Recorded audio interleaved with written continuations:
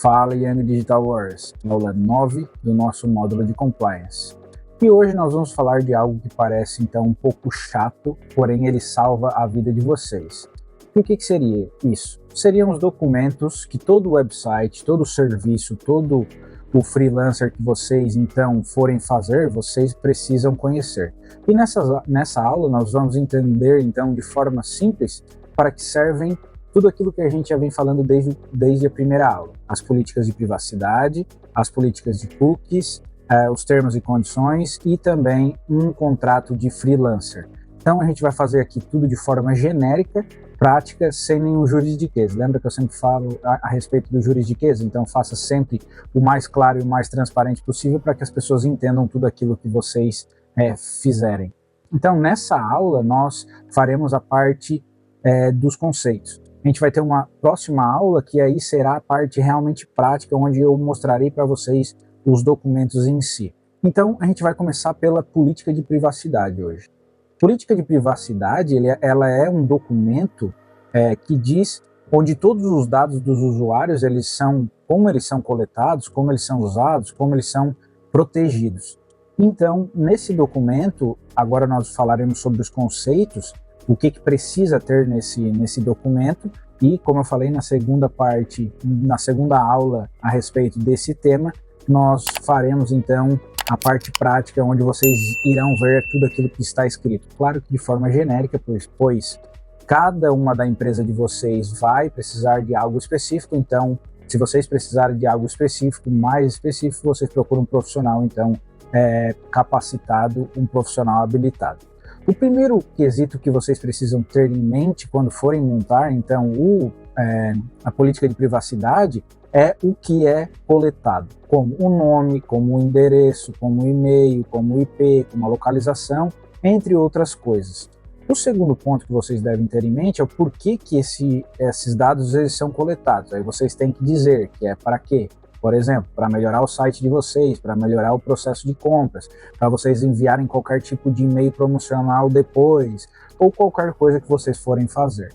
O terceiro ponto aqui é com quem então vocês podem compartilhar esses dados. Se vocês escreverem na política de privacidade de vocês como vocês fazem isso, então vocês não terão nenhum problema. Se vocês vão compartilhar com terceiros, se vocês vão usar ferramentas extras, ou se vocês vão compartilhar com as autoridades, ou o que vocês forem fazer, vocês precisam deixar claro, certo? O quarto ponto é o direito, então, dos usuários. Vocês precisam, lembra que eu sempre estou falando que vocês precisam deixar claro tudo aquilo que vocês forem fazer, vocês têm que ser transparentes, vocês precisam dar a opção, então, para o usuário ele acessar a conta, ele corrigir algum dado que for errado e até mesmo ele excluir os dados, se assim ele desejar. Um quinto ponto que vocês devem se ater, que vocês devem prestar atenção quando vocês formularem, então, a política de privacidade de vocês, é em relação à segurança.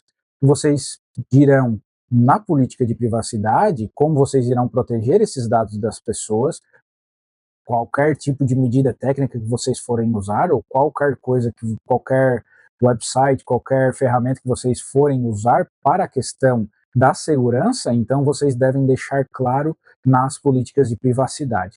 Um sexto ponto aqui, que vocês também é importante que vocês deixem no formulário, na política de privacidade, em relação ao contato entre o cliente e vocês, em relação a um e-mail ou algum formulário, então, para que o usuário ele use para tirar as dúvidas com vocês. O segundo documento que eu gostaria de falar com vocês é em relação às políticas de cookies.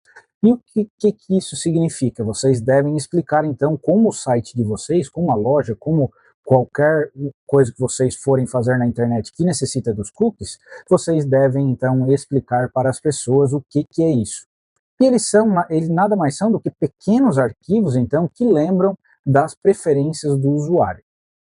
Nessa política, então, a primeira coisa que vocês devem fazer é explicar o que são esses cookies. A segunda coisa é por que eles são usados. Por exemplo, é para lembrar o idioma que a pessoa utilizou, é para analisar um comportamento que ela tem dentro do website. Ela olha mais para esse canto da tela, ela olha mais para aquele canto da tela, ela faz tal coisa no website, ela clica nesse botão. Essas pequenas informações fazem, então, com que vocês tenham mais noção do que o cliente faz. Porém, vocês deixem claro que vocês estão fazendo isso e dão a possibilidade para esse cliente fazer isso. O terceiro ponto que vocês devem se ater é qual o tipo de cookie que vocês vão usar. Se ele é essencial, se ele é de desempenho, se ele é de marketing, se ele é de terceiros, ou assim por diante. Um quarto ponto, que eu acabei de falar e vou frisar aqui de novo para que vocês nunca esqueçam, é em relação ao consentimento do usuário. Ele precisa, então, aceitar ou recusar esses cookies ou essa política de cookies. Vocês deixem claro esse consentimento para ele. Um quinto ponto que vocês devem se prestar atenção é em relação a como vocês gerenciarão, então, esses cookies. Se é pelo navegador, se é por um painel de cookies terceiro, se é uma ferramenta extra ou qualquer coisa que vocês forem fazer. Um sexto ponto é em relação ao tipo de cookies, então, que vocês irão usar. Por exemplo, do Google, por exemplo, do Facebook, do YouTube, TikTok, qualquer coisa que vocês forem utilizar no website de vocês. Então, não se esqueça, deixem claro como esses 6 pontos dentro da política de cookies de vocês, elas devem então conter. O terceiro, então, documento que nós falaremos hoje é em relação aos termos de uso da plataforma de vocês, os termos de uso do website de vocês, ou de qualquer coisa que vocês forem criar. O que seria isso? Isso nada mais é do que as regras do jogo. E o que isso quer então dizer? É um contrato que vocês fazem com os usuários. Então, é um contrato entre vocês dois. E dentro desse documento, vocês então precisam da aceitação dos termos. O que isso quer dizer? Como usuário, ele vai usar o website de vocês. Se o usuário ele usar o website de vocês, então quer dizer que ele concorda com tudo aquilo ali que vocês tenham colocado. O segundo ponto que vocês devem então prestar atenção e que deve conter no documento de vocês é se o usuário ele pode ou não fazer, o que ele pode ou o que ele não pode fazer dentro do website de vocês. Por exemplo, ele pode copiar, ele pode invadir, ele pode usar os bots, ele não pode usar os bots, dependendo daquilo que vocês desejarem que o cliente faça, desejarem que o usuário faça, então vocês devem ou não colocar ali no termos de uso e condição. Um terceiro ponto é em relação ao cadastro. Então, a responsabilidade de manter esses dados e senhas seguras. Então, vocês expliquem para o usuário de vocês ou para o cliente de vocês que como esse cadastro está sendo feito, de quem é a responsabilidade, como vai ser essa responsabilidade e assim por diante. Um quarto ponto que vocês devem então ter em mente é em relação à propriedade intelectual. A gente já falou em outras aulas a respeito dos direitos autorais, e a propriedade intelectual aqui ela é parecida, que é em relação a todo o conteúdo que está no website é da empresa de vocês, então é do website de vocês, é de vocês, então deixem claro como esse conteúdo ele está disposto no site, se alguém pode usar, se não pode usar, se vocês autorizam, se vocês não autorizam, então deixem claro isso para que as pessoas saibam e vocês também não tenham nenhum problema se elas violarem, por exemplo, os termos de uso e condição de vocês têm o direito então de entrar com uma ação contra esses usuários que fizeram isso contra vocês. Em relação também, um quinto ponto é as limitações de responsabilidade. É o que o site ele pode fazer, se ele falhar, se ele não falhar, então vocês deixem claro, se o website falhar, a responsabilidade é de quem, vocês têm ou não responsabilidade, porém isso é só deixar avisado como vocês farão.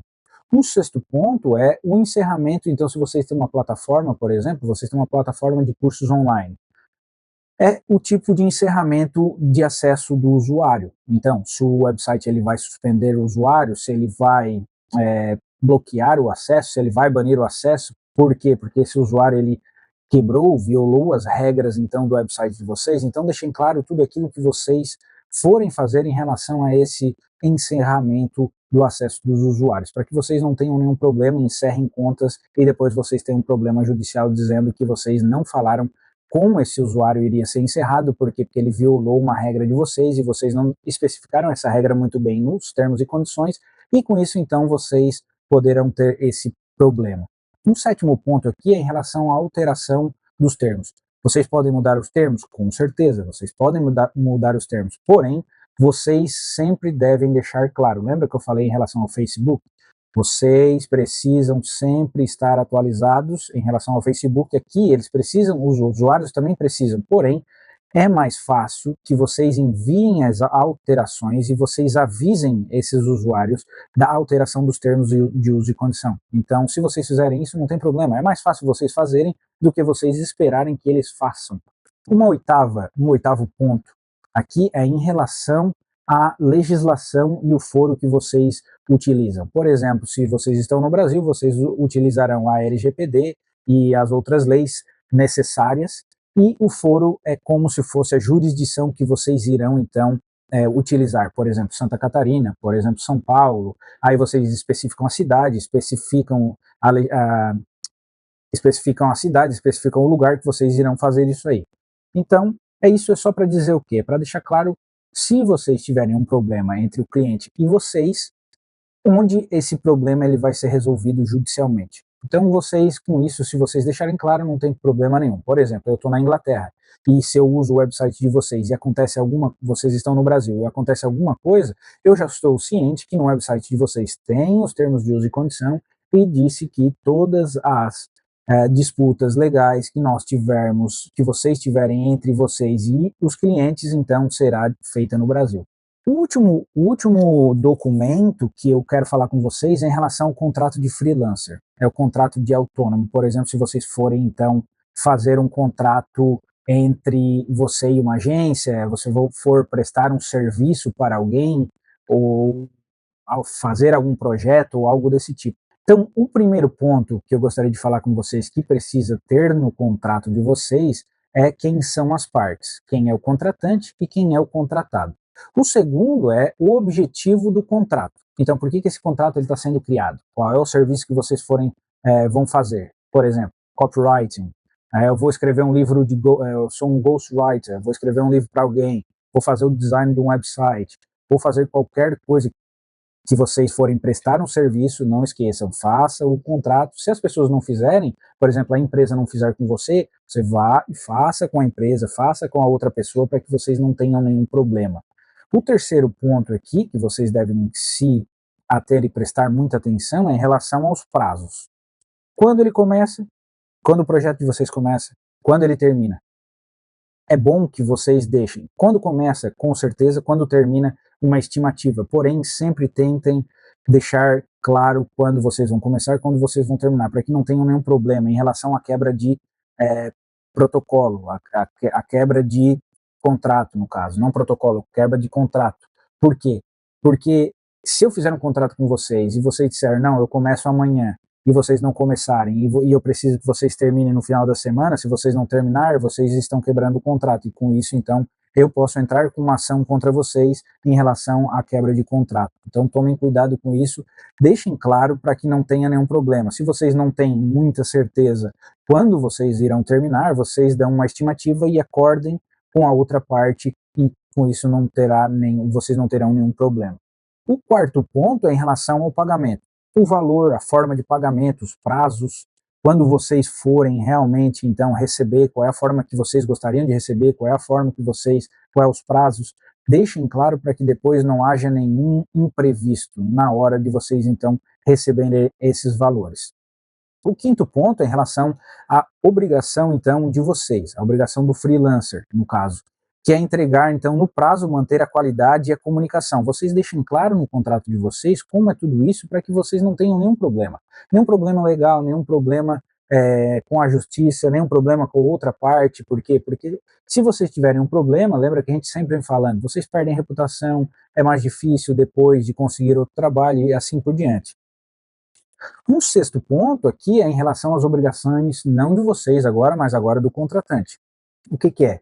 Vocês deixem claro no documento que ele deve pagar em dia e também que ele deve fornecer todas as informações necessárias para que vocês consigam fazer o trabalho de vocês, para que vocês não tenham nenhum problema em relação, por exemplo, se eu estou prestando serviço para alguém e eu preciso resolver alguma coisa para essa pessoa, eu preciso saber de todas as informações. Eu preciso saber se ela quer fazer tal coisa, por exemplo, eu faço uma coisa e ela não gosta dessa coisa, então ela não me forneceu todas as informações para que eu fizesse a coisa realmente que ela queria. E isso pode haver uma discordância, então, no final. O sétimo ponto que eu gostaria de falar com vocês é em relação aos direitos autorais. Quem vai ser o dono desse projeto? Quem vai ser o dono dessa coisa que foi criada? É vocês? Vocês podem usar? Vocês podem continuar usando? Não, isso é só da empresa. Vocês fizeram para a empresa e é só da empresa. Vocês não têm direito de usar, não têm direito de fazer nada. Então, é bom que vocês concordem com a outra parte o direito autoral do que foi criado. Para que vocês também, de novo, não tenham nenhum problema, por acaso que vocês forem fazer um projeto parecido, vocês usem esse projeto que vocês fizeram para outra empresa. Então essa empresa não, se não tiver acordado, se não tiver deixado claro isso, e vocês usarem, a empresa ela não pode fazer nada ou ela pode fazer coisas contra vocês. Então tomem cuidado. Um oitavo ponto em relação ao contrato de freelancer é em relação à confidencialidade. Então, como vocês mantêm o sigilo das informações? São informações confidenciais? Não são informações confidenciais? Que tipo de informações que vocês podem falar com outras pessoas? Quais são os tipos de coisas que vocês não podem falar com as outras pessoas? Então é bom que vocês, quando forem fazer esse contrato, vocês acertem com a outra parte aquilo que pode ou não pode ser, então, comunicado. No caso, a questão da confidencialidade. Um nono ponto aqui é em relação à rescisão do contrato, a quebra de contrato. Se, por exemplo, vocês deixarem de fazer algo ou o contratante deixar de fazer algo que está descrito no contrato, qual vai ser a forma de encerramento do contrato? Então é bom que vocês deixem claro isso para que vocês não tenham nenhum problema, nenhuma dor de cabeça no futuro. Um último ponto, que ele é bem parecido com os termos e condições, é em relação ao foro, onde esse conflito ele vai ser resolvido. Então, vocês deixem claro qual é a cidade, qual é a legislação que vocês estão utilizando, qual é basicamente a cidade e a legislação que vocês estão utilizando para que vocês não tenham nenhum problema. Qual é a jurisdição também que vocês utilizarão. Então, isso, se vocês fizerem tudo isso, basicamente, que eu falei aqui, os conceitos, claro que depois na próxima aula nós veremos, então, na prática, as coisas escritas, nós veremos o documento. Claro que é um documento, como eu falei para vocês no começo dessa aula, ele é genérico, ele não é um documento específico, porque cada empresa, cada contrato, cada termo de uso e condição, ele precisa ser específico para as coisas de vocês. Se vocês não têm certeza daquilo que vocês forem fazer, contratem de novo um profissional especializado para que vocês não tenham nenhum problema. Porém, como eu falei no começo, parece ser chato, mas é uma coisa importante para vocês. E esses documentos, eles não são somente para enfeite, eles são realmente uma ferramenta de proteção e de clareza, de profissionalismo, para que vocês, então, se protejam de qualquer tipo de ameaça que vocês podem ter. Porque se vocês fizerem tudo certo, não terão nenhum problema. E, no caso, quando vocês oferecem um serviço, essa proteção é tanto para vocês quanto para eles, se vocês deixarem tudo claro e não tenham nenhum problema. De novo, se vocês forem trabalhar com marketing digital ou prestarem um serviço como freelancers, esses documentos, eles são um escudo para vocês, eles são uma base sólida para que vocês não tenham nenhum problema, ok? Então, essa é a nossa aula de hoje. Eu espero vocês na próxima aula. Até mais.